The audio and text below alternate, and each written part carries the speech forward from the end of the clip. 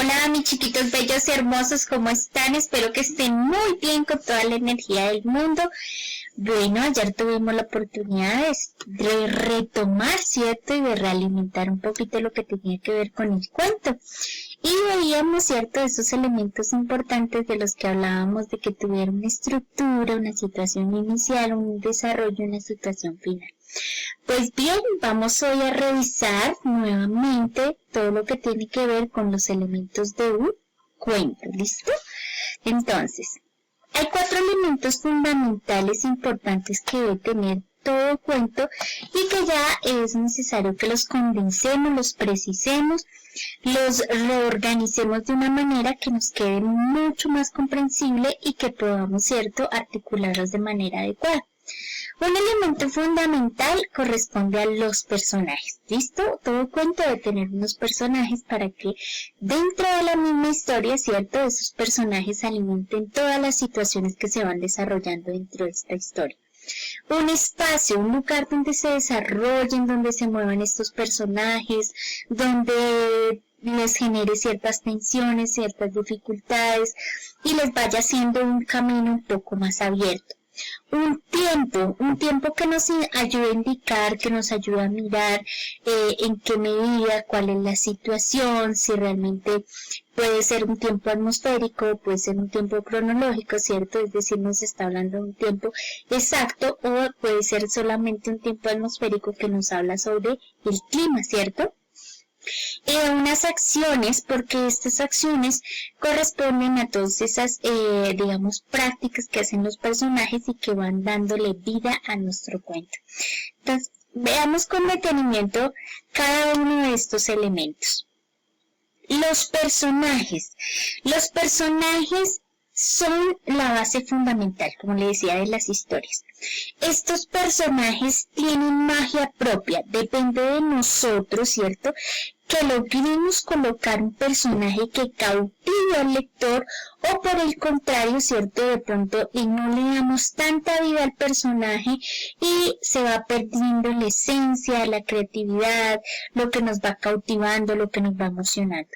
Entonces, chiquis bellos, esos personajes pueden ser personas, pero tratemos de que esas personas, ¿cierto?, les hagamos sus descripciones y logremos que con esas personas, ¿cierto?, podamos construir una historia muy interesante. Si yo estoy hablando de un gigante, o si estoy hablando de Pinocho, ¿cierto?, o si de pronto nosotros estamos hablando de un extraterrestre, son personajes que toman vida como personas, ¿cierto?, y de alguna manera empiezan a darle sentido a nuestra historia.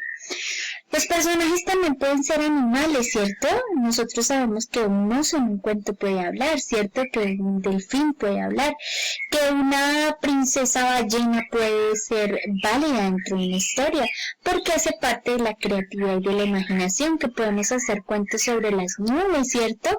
Podemos hacer cuentos sobre las montañas, pues podemos hacer cuentos que nos inviten a nosotros a llevar un poco más allá nuestra imaginación.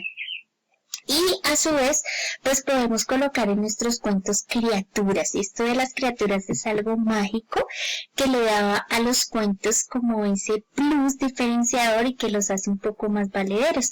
Entonces, cuando tú colocas, por ejemplo, una criatura como un ogro, como un pulpo gigante, como un gnomo o un duende o criaturas que de pronto incluso van más allá de la realidad, pues tu cuento empieza a trascender, empieza a tener un sello único. Chiquis, lo único que ustedes necesitan es mucha imaginación para poder crear un cuento y sobre todo cuando estamos hablando de personajes, ¿cierto? Busquemos esos personajes que tienen un personaje que no tiene el personaje común.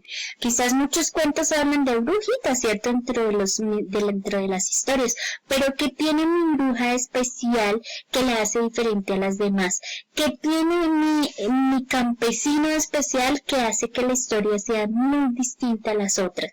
Entonces, esa es una herramienta fundamental para crear un cuento. Piensa en un personaje único, piensa en una piedra que tomó vida y que rescató seres humanos y de pronto cosas así. O lo que yo les decía, piensa en un lápiz mágico que le habla al oído, que ayuda a contestar todos los exámenes y te salen perfectos. Pero un día discutes con ese lápiz y te das cuenta que ya no puede ayudarte con los exámenes y vas a empezar a tener una serie de problemas. Y ahí también está la magia de nuestra imaginación. Tiene un espacio o escenario, yo les decía, ese espacio es importante, es decir, situar el cuento dentro de un contexto específico. Yo quiero que sea un cuento del mar.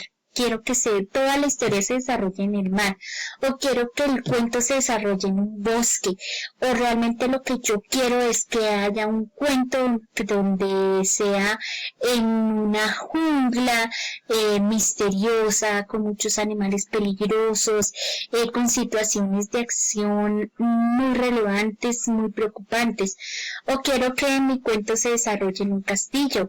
O de pronto lo que quiero es que mi cuento sea en el cielo. Quiero imaginarme un cuento sobre el cielo. O quiero imaginarme un cuento que se desarrolle en el aire, que sea solamente en el aire o que sea en el espacio. Es decir, imagínate dónde quieres que pasen cada una de las situaciones. Quizás lo que quieres hacer es un cuento sobre un personaje que vive en una cueva y nunca quiere salir de esa cueva, ¿cierto?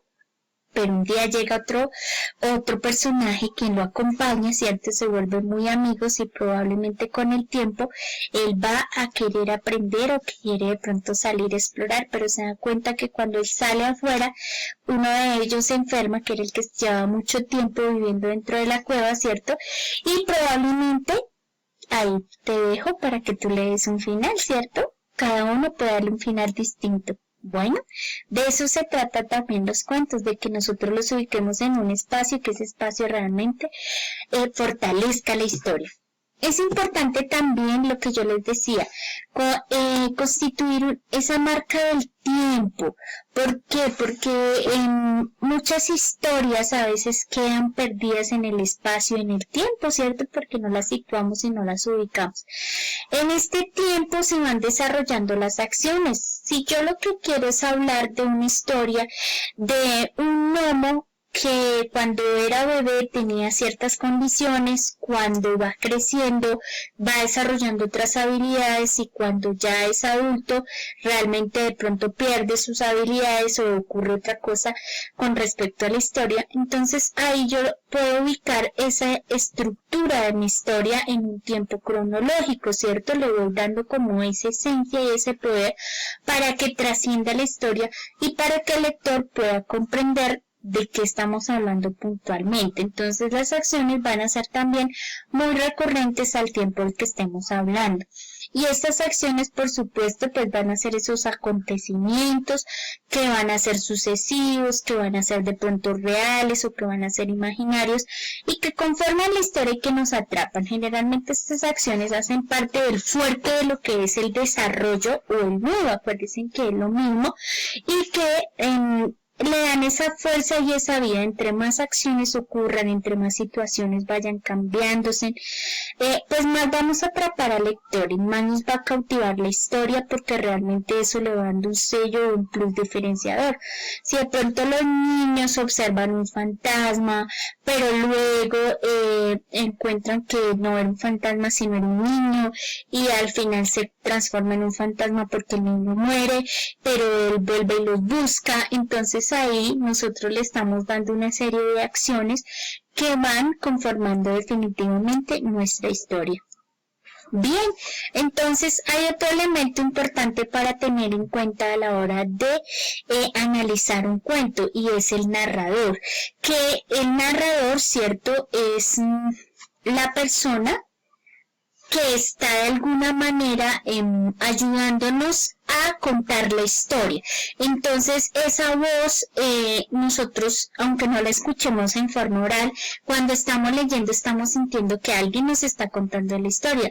¿Y en qué forma lo puede hacer? Pues lo puede hacer en primera persona, es decir, cuando yo misma cuento mi historia, cuando yo cuento o hago un análisis de mi propio cuento, o puedo hacerlo, ¿cierto?, en tercera persona, cuando otras personas cuentan por mí, o la segunda persona, aunque es poco frecuente. Sin embargo, pues ya hay historias que se están haciendo en segunda persona, pero lo más tradicional y lo que realmente recurrimos es a la primera persona y a la tercera persona, ¿listo? Ese narrador también puede ser omnisciente. ¿Qué quiere decir eso? Pues que conoce lo que está pasando, lo que está sucediendo, pero no hace parte de los hechos. Sin embargo, él sabe lo que están pensando, lo que están haciendo, entonces a eso le llamamos omnisciente, ¿listo? Puede ser el protagonista o incluso puede ser testigo. Si es el narrador, es el protagonista, pues probablemente nos va a contar la historia con lujo de detalles. Si es el testigo, pues él también sabe, conoce todo sobre la historia, ¿listo? Bien, entonces la manera en que también narra el narrador o que nos va contando la historia, es cierto que muchas veces ni nos damos de cuenta que otra persona es la que nos está contando la historia, pero si lo analizamos desde una parte un poco extra, ya lo podemos intuir o deducir. Entonces lo puede hacer en un modo dialogado, es decir, cuando tú encuentras, por ejemplo, esas rayitas de diálogo, cierto, dentro del texto y encuentras una serie de diálogos, entonces ahí lo se puede hacer de forma dialogada, tratando de que los personajes hablen. Entonces cada uno va diciendo lo que va pensando, cómo se va sintiendo, y eso produce el modo dialogado. Puede hacerlo también en un estilo directo. El estilo directo es muy hacia el modo dialogado. Lo que quiere decir es que aquí se deja que los mismos personajes sean los que hablen y den a entender la historia, ¿cierto? Entonces, Pinocho dijo y él habla en ese momento, ¿cierto? Eso hace que sea un estilo directo. ¿Cuándo se convierte en un estilo indirecto? Cuando el narrador es el que cuenta lo que los personajes sintieron, lo que los personajes dijeron, lo que ellos estaban haciendo. Entonces, en ese momento ya se convierte en un estilo indirecto. ¿Listo? Para tenerlo muy en cuenta en cuanto al narrador. Bien, siempre tengamos en cuenta, ¿cierto?, que nuestros cuentos muchas veces comienzan con había una vez, érase una vez, entonces son cuentos un poco clásicos que le dan a uno la pista de que ahí está iniciando el cuento. Y al final a veces suelen terminar y color incolorado, este cuento se ha acabado, ¿listo? Entonces muchas veces nos dan esas pistas desde dónde está el inicio, dónde está el desenlace, pero ¿quién define eso? Finalmente el escritor, el creador de esos cuentos va a ser quien construya y le dé esa calidad.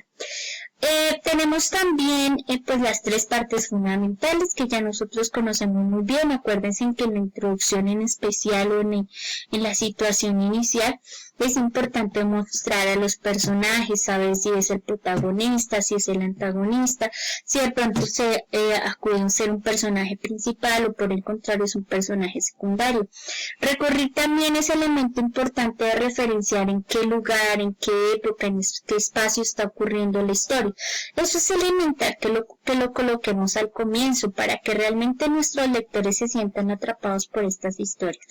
En el nudo no olvidemos, ¿cierto?, que algo sucede con el protagonista, son las situaciones, son los problemas, son todas esas cosas que se van a resolver finalmente en el desenlace y que allí es donde tienen una solución contundente a lo que está ocurriendo, ¿listo?